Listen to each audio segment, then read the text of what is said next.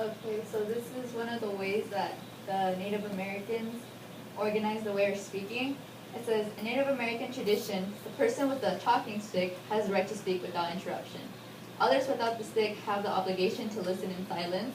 Once the speaker finishes, the others may voice their opinions. It is up to the mediator to facilitate this talking stick process. At the end of this process, the speaker feels heard, and the listener actually hears what the speaker has said and takes the time to think before responding. An interesting Hebrew quote put in this way, the beginning of wisdom is silence, and the second stage is listening. And a lot of times a talking stick is still used today. Like a lot of times daycares, they use a talking stick method to teach kids to be quiet when someone else is speaking, to teach them respect.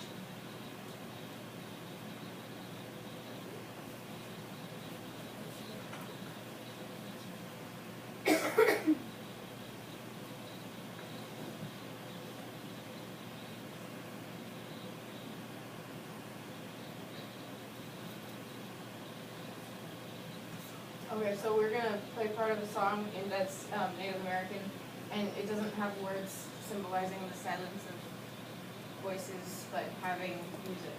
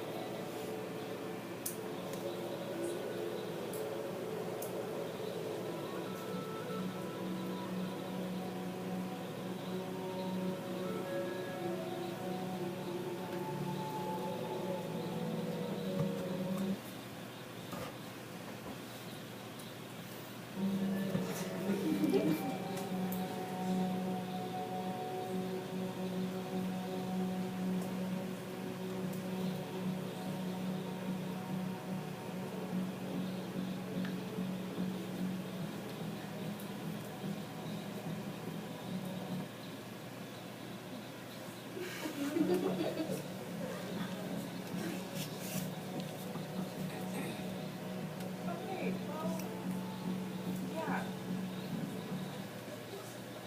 Yeah. Anyway, so Chief Joseph, it does not require many words to speak truth. So the extended version of that is the white man has more words to tell you how they look to him, but it does not require many words to speak the truth. And the values in American values. Talking for the sake of talking is discouraged. Indians found it necessary to say hello, goodbye, how are you, and so on. Even today, many Indians find small talk unimportant. And a fun fact, many Indians still cover the mouth with the hand while speaking as a sign of respect.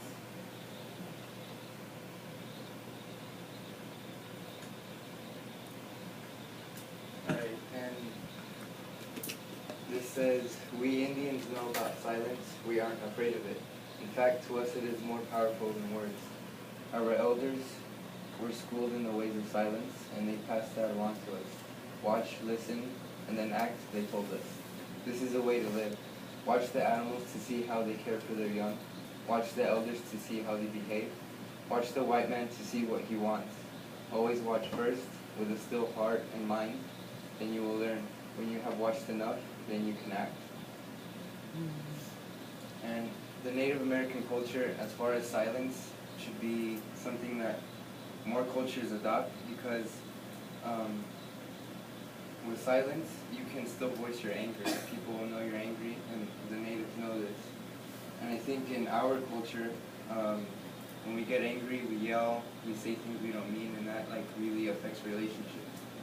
So being silent can avoid problems like that, but you'll still convey your anger.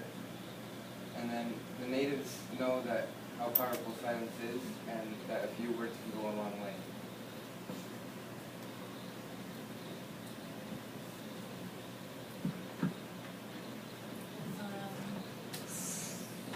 Silence is the mother of truth. Chief Lover Standing Bear said that. Most Indians prefer to listen before they speak, and Indians in social interactions, they prefer to just voice their, it's like they have their feelings expressed through behavior rather than talking. Black Hawk said, "How smooth must be the language of the whites when they make right look like wrong and wrong look like right." Native Americans and European cultures were a lot different because the Europeans, they talked more, and Native Americans they were careful with what they said. The whites, they spoke and manipulated to justify what they did wrong, and Native Americans were silent, and so when they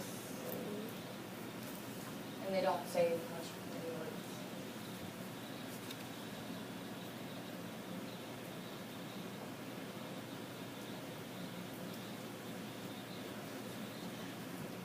Coachas, like Ironweed said, "You must speak straight so that your words may go as sunlight into our hearts."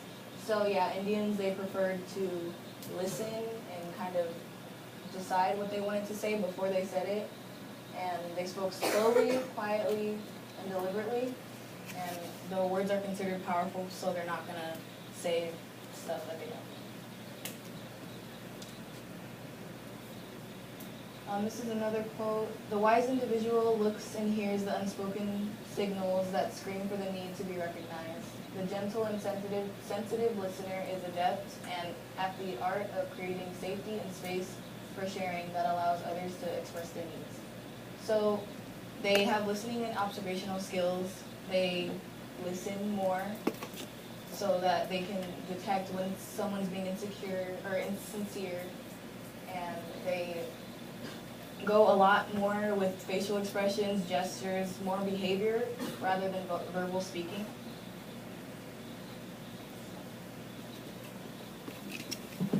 Yeah.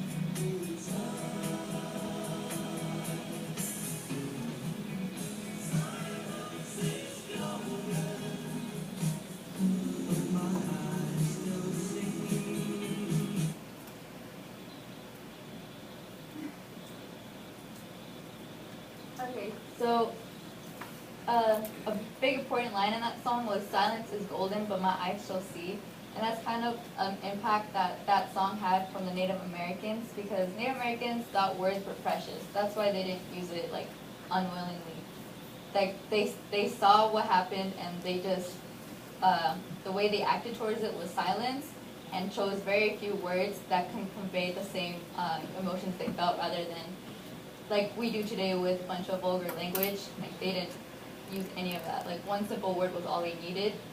And there's a day specifically called Day of Silence that we have in today's culture, and it's an annual day of action to protest the bullying and harassment of students. And what that day is just is every high school student just stays quiet for the whole day to to protest against bullying, because like when someone bullies you, people usually like say something to them, and that causes more problems. But the real way to act is to stay silent, and that has a bigger impact than making the problem even bigger. And that concludes our presentation.